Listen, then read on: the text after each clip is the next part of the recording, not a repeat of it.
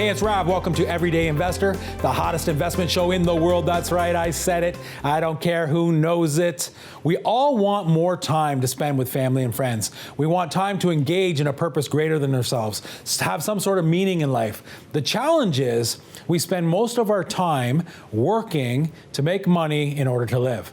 Let me say that again. We spend our precious time working to make money in order to live. Imagine a life where money could make you money to live in order that we could work less and have more time for the things that matter most. Well, you can. Learn how from everyday people who are making this a reality. Don't go anywhere. We'll be right back.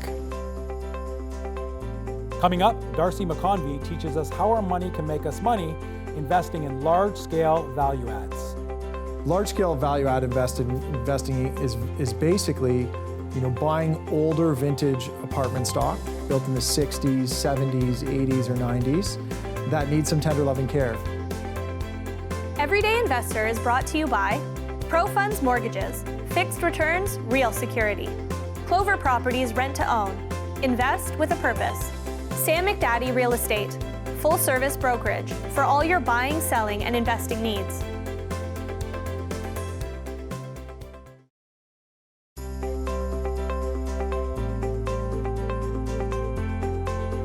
Hey, it's Rob. Welcome back to Everyday Investor. Remember, whenever you're offered any type of investment opportunity, you always want to ask 4 questions. Number 1, what's the return on investment? Number 2, when do I get that return along with the money that I put in? 3, what is the minimum amount needed? And 4, what is the risk, the worst case scenario? Today, we're going to be talking about how to make money investing in large-scale value adds. What's that, you ask? Well, let's ask my good friend, Darcy McConvey. Darcy, thanks for being on the show. Thanks for having me, Ralph. I love when we get to talk. We are colleagues at Greybrook Realty Partners. I love learning from you there. I'm very grateful that the guys brought me on in the kind of the business development space. But I really learn a lot from you guys, that are there full time and kind of doing this. Before we get into even what large scale value adds are and what that means, Sure. What's happening with my good friend Darcy lately? There's a lot of action. I say action in the bullpen because we have 2 boys, soon to have 3. So the family's growing pretty quickly. In the bullpen, eh? Action in the bullpen. That's great. Congratulations. So you already know the gender of the third one? We do. So unlike the first 2, we didn't find out the first 2, we found out the third.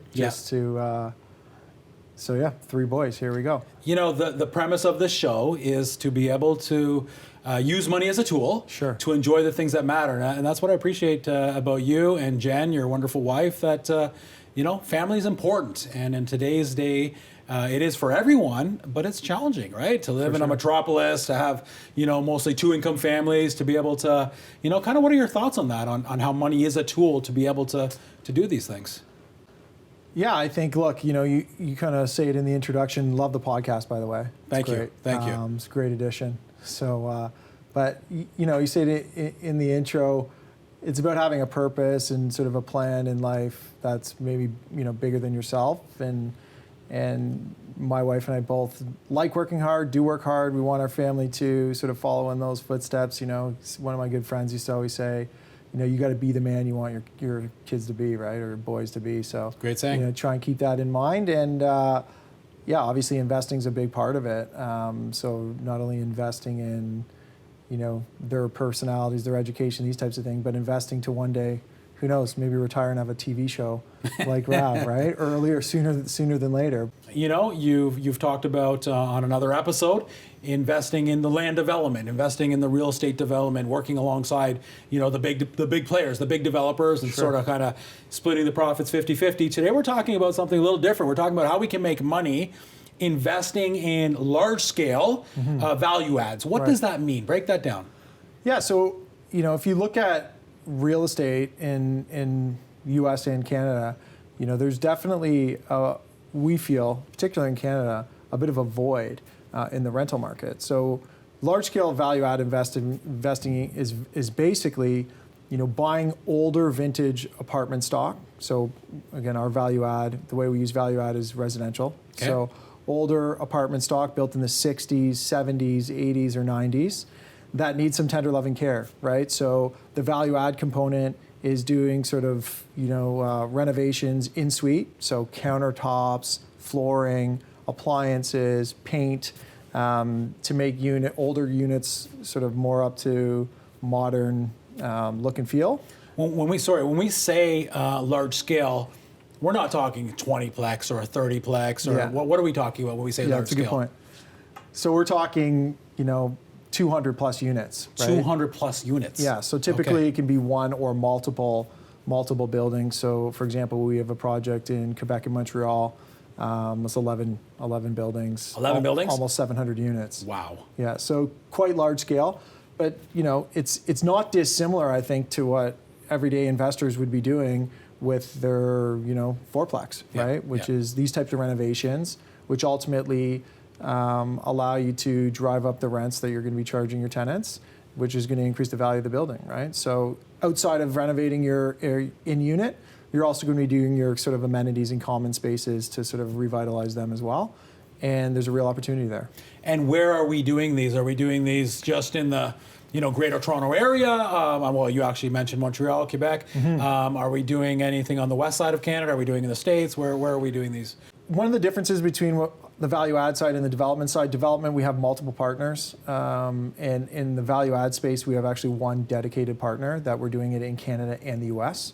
So in Canada, we're currently in Quebec, Montreal, Ottawa. We're very close to some stuff in Ontario.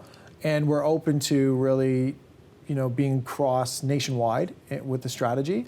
And same is true in the US. So we're in Texas, in the state of Texas. We're in Ohio. And, same thing there. We're open to opportunities in multiple states. From our perspective, there's an opportunity in both countries, maybe for slightly different reasons, but also it's a very scalable strategy, whereas development is a little bit more confined to sort of domain expertise in a certain area. So basically, we are finding the undermanaged, for lack of a better word, dilapidated, type properties. When I say properties, I mean, 500 units or more. Sure. And we're putting a little lipstick on it, sometimes more than lipstick. We're going in, and on a unit, for example, Darce, how much would we be spending on a unit? So one out of the 700, and we're going to do them all. But are we spending, $1,000? Are we spending $50,000? What, you mentioned some things that we're doing: new kitchen, new washroom, whatever the case. What do we kind of look at? Yeah. So in recent experience in Canada, we're spending between $20,000 and $25,000 a unit. Okay. And that's everything. Yeah. So, for some people that might sound light, other people that would sound expensive. In our US stuff, we're between $8,000 and $11,000 a unit. So that's your sort of all-in cost per unit. Yeah. And now, if you're doing 100, 200, 400 units. You do the math. Yeah, you do the math, it can get up there, right? And it's not just the math on being able to, because I'm assuming we're going to increase that rent to $300 per unit. Right. It's just not the math there that, I made a great increase. It's now taking that and seeing how, and we'll talk about the numbers maybe when we come back from a break here in a couple minutes, but how that reflects now the overall value. Yeah. Because I'm sure there's an exit to this, right? We're not in the business of doing this and then holding this necessarily for 20, 30 years. Sure. How long would we hold it, and then who would we sell it to? Great question. So, and this is one of the reasons why we like this market, is that we're buying these assets in markets that are quite stable. So or I should say very stable. So there's high and increasing demand for rental, right? So that's very important. Very low vacancy rate in these places. Very low vacancy rate. So oftentimes when you're buying units, you're buying them, 92 to 97% occupied. So very stable when, in terms of if you're using the sort of industry terminology.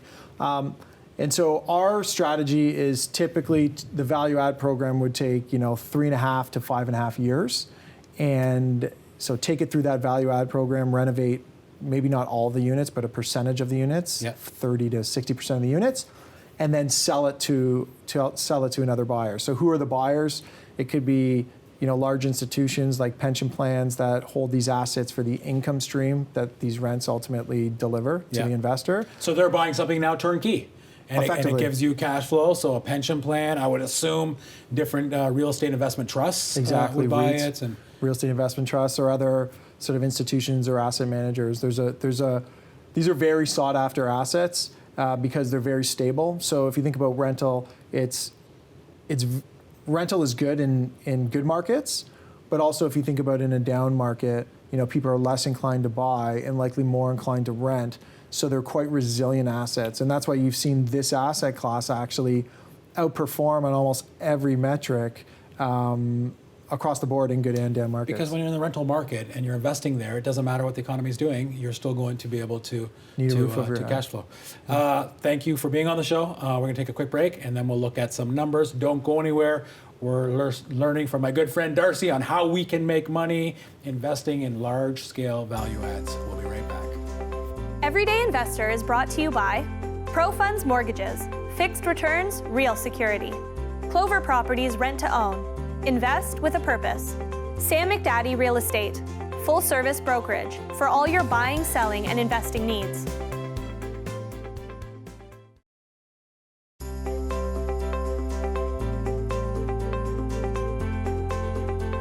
Hey, it's Rob. Welcome back to Everyday Investor. We're learning how to make money investing in large-scale value adds, large-scale apartment buildings. My good friend Darcy's on the show teaching us how to do that. Darcy, thanks for being here. Thanks for having me. We were talking about, this is a big deal. We're investing in North America, where rents continue to grow, where there's a demand for housing, where vacancy rates are low. And so this strategy, investing in value adds, adding value to units, it's almost foolproof regardless of what's happening in the economy, because Mama always taught me when you have, more demand than supply, we're in business, right? Yeah, that's typically, I would say, a good thing for sure. And I think rental, there's definitely markets, across Canada unequivocally, and some major U.S. markets where that's certainly the case with employment, growth, job opportunity, tech, places where people want to live ultimately, right? That's where you want to be. So if we go through some numbers here, which I want to, we look at something that's called, a cap rate or capitalization rate. Explain a little bit about what that is and how does that factor into value add when we know how to assess, is this a great, opportunity for us to make money? Yeah, so I think the simplest way, cap rate is ultimately, if you break it down, it's a function of risk, really, right? And so lower cap rates versus higher cap rates maybe would indicate more risk, lower cap rates less in theory. But what a cap rate really is, all it comes down to is what you would be willing to pay for the yield that the asset generates to you, right? So, and that's really it. The yield that you want, how much would you be willing to pay for a 5% yield, a 6% yield? And that's ultimately what the cap rate will derive to the investor. I think some investors get a little more caught up, buying on a cap rate basis. So what cap rate is this asset at? What cap rate is this? It's trading at a 4, which means it's expensive. It's trading at a 6, which means it's cheap. So a good way to think about it, just, very simple form, is say, I'm willing to pay $100 for 6% interest. That's a 6 cap. Yes, right? yes. I'm willing to pay $100 for 4% interest. So obviously you're getting more when you're getting 6% interest than you are 4. So when people say 4 is expensive, 4 is expensive for that $100 compared to the 6. Yes. Right. And it's a way to measure different types of commercial real estate, right? In a given area. So for example, if we look at a specific area downtown Toronto, it may be a 5%. It's a good, good number, but all the different things around there may be a 5%. And that's kind of how they gauge what things are worth because it's hard to know. And so what I've learned from you guys is that you take your, net operating income, you take, and that plays into the rental rent, obviously. So you take your net operating income, you divide it by the cap rate, and that spits out the value. Correct. So go through some numbers here now because we're increasing, when we do some rentals in a unit, we're effectively now going to increase the rent. Sure. So go through the numbers and let's use a 5% cap rate to make it easy. Sure. So we say, okay, we're going to increase the income from a certain unit by $100 a month. $100 a month, okay. So, yeah, $100. And we're going to do that for a 12-month period, which gives us $1,200. $1,200, yeah. And ultimately, you're going to divide that number by the cap rate. 5%. So I'm going to take $1,200. I've increased the rent minimal, I mean, I've put some Pretty money minimal. into it. We've spruced it up, and Yeah. so we're going to now increase the rent $100. Yes. We're going to times that by 12. So it's $1,200 a year per that one unit. Correct. And then we're going to divide it by the 5% cap rate. Right. Okay. So if I do that, And so you divide it by the cap rate, and that gives you $24,000, right? So $24,000. yeah. So Okay. if you think about, again, back to the simple, Yeah, that's amazing. We've increased the value on just the one unit, $24,000 by increasing the rent only by 100. correct. And that's what, you know, 100 per month, right? yeah, 100 per Yeah. month. And so what I'm saying is, but that's what, you know, some of these guys that own this stuff, they don't see that. And so it's undermanaged, and they're saying, well, why would I spend a few $1,000s if I'm only going to increase it by $100? Because they don't necessarily see how much you're increasing the value. Sure. In this case, $24,000 per unit. But I also think it's their situation and what's occurring. So back to their original point is that you're willing to pay $24,000 for that $1,200 a year, right? And that's where you get that 5% cap rate. Yeah. And it's a great point, is that most of these assets in Canada particularly are held by private families and have been for generations, right? So if you imagine, if I've owned this asset, or my father or my grandfather bought it, and now it's in my father's hands, you know, they're generating income like you wouldn't believe, right, for a 400 unit asset. And so what's the real incentive for that person to say, instead of taking this income and putting it in my pocket and go doing great things or wonderful things with it, why don't I reinvest in the asset and to increase the rents? Like it's kind of, it's not something that they're going to be doing. It doesn't make right? sense for them. They're saying, hey, I'm cash flowing this thing. Yeah. It's stable. I can get the rents I want. So why would I do that? There's no incentive. Yeah. Versus for us, there's a big incentive to do that. And so one of the barriers is that oftentimes these don't sell. So to even get the assets are very hard to do, because imagine you're that guy that owns 400 unit buildings. And it's cash It's flowing going for to be me. hard. It's going to be hard to pull away. So when are they going to sell? Because there's a big tax implication. So when are you going to sell? You're going to sell usually on succession. When the next either there's a liquidity event, you need cash, one. Two is that the next generation says, you know what, Dad, I'm more of a tech guy. Don't really want to manage these old buildings. Yeah. Get rid of them. Yeah. And so that's where we want to come in. So let me go through the numbers again, because they're a little overwhelming, even though I should know this. Did I tell you I'm East Indian? What we've done is we spent a few $1,000s to renovate. Yeah. We're looking at one unit out of, let's say, 500 unit apartment building. Yeah, sure. We've increased the rent $100, in essence $1,200 a year. We're dividing it by the 5% cap rate. That's spitting us out $24,000 increase in value. Correct. We times that by 400 units. 400 units. We just increased that property $10 million. Am I wrong? Just under $10 million, 9.6 million. Yeah. Say it again. $10 million we increased by increasing every unit by $100 worth of rent. Right. In this simple example, that's exactly right. Yes. And that's why there's very big opportunity. And that's why we're doing it. That's correct. It's amazing. And it's not only the reason why we're doing it, you know, there's big players, you know, even like banks that want to get in on this with Greybrook. They're Absolutely. saying like, hey, I want to get in on every deal with you guys as well. And if that's the case, they see, you know, as we talk about risk, let's talk about it. Sure. They see that there's the risk is mitigated because we're doing this in areas where vacancy is low. And so that's just it. Like, one of our co-investors in this strategy in Canada is a major Canadian institution, right? And so, you know, these type of investors generally are risk averse, obviously thoughtful and very smart. And so to have them as a co-investor, I think is a pretty good signal, right? To your point, is that, you know, if you're in markets where there's high rent demand, you're in areas of those markets where people want to live, then in some ways it's a foolproof investment strategy. Again, as long as you're not overpaying for the asset and you're conscious about the cost and you manage your costs throughout the way and you manage the building well and you treat people well, it's quite a good investment strategy that, again, in good markets is good, and in down markets has proven to be resilient over time. Okay, so now I want to get involved. Rav, little old Rav wants to get involved. What am I looking at to get involved? What's kind of my minimum investment to be able to play with the big boys and do this? Yeah, so in any of our projects, the minimum investment's always $25,000. So whether it's $25,000? Canadian dollars, whether it's Canadian or US project. Okay. And so that's for a given project, and you can do that as a cash investment through a corporation or through a registered plan like a TFSA, RRSP, or LIRA. Okay, and what am I looking at as a return?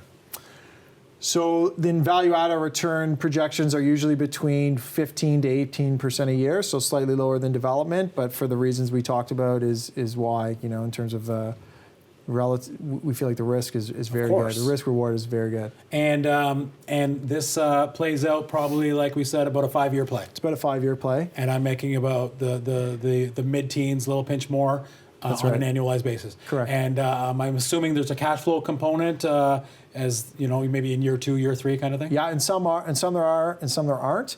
And the ones that are cash flowing, cash flows can range from 5 to 9% annual, and we pay those out quarterly to investors. So the cash flow component is also nice. If you're a Greybrook investor and your portfolio comprises of development, which is not cash flowing typically, to add in sort of value add as part of that portfolio in a portfolio strategy that does cash flow a little bit is sort of a great tack onto a portfolio. Did I tell you I'm grateful to have you here? Grateful to be here. Did I tell you you're a good buddy of mine? Did I tell you I love your values? Darce, thanks so much for being on the show. I always learn so much hanging out with you. Time flies when we're having fun. We'll have to have you back, but thanks so much. Yeah, I would love to. Thanks, Rob. And thank you for tuning in. Without you, we wouldn't have a show. For more information on this show or any others, or to become an Everyday Investor Insider, where you can get investment opportunities, tips, advice, go to everydayinvestor.com and sign up. Until next week, we'll see you same place, same time. Honey, I love you. I'll be home soon.